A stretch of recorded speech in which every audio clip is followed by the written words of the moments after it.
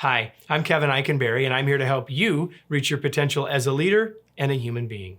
Welcome to Remarkable TV and the Remarkable Leadership Podcast. If you're watching on YouTube, make sure you click the link below to subscribe so you don't miss any future episodes. Today, I'm telling you that your new year starts today. Are you ready? Let's get started. Well, on all of our various platforms, we're releasing this just a couple of days before the calendar turns. But I don't know when you're watching this, right? You could be viewing this at any time. You might not be viewing this on the 28th or 29th of December. You might be viewing this on the 17th of April or the 23rd of September. I don't know that. So right now, you may be looking at a calendar that says the new year's about to come. But whenever you look at the calendar, you can see that it says the new year starts on January 1st. But your new year isn't based on a calendar. What do I mean? Well, first of all, let's think about what people do on January 1.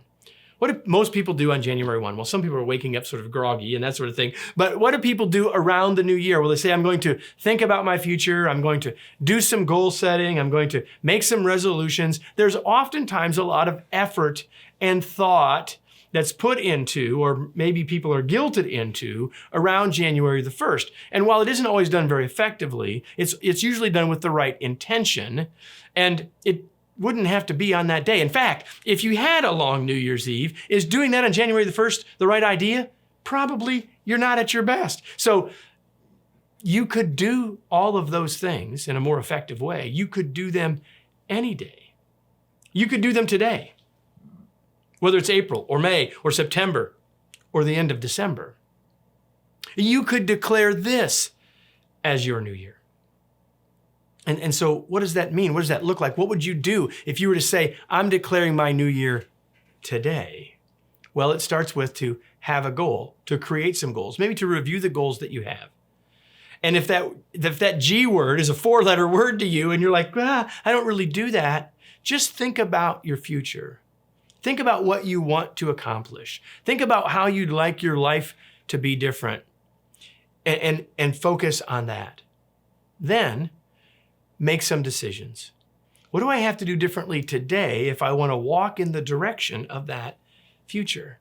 Just today. What do I need to do today to move in that direction? And then take some actions. So you set a course, you make some decisions, and you take some actions.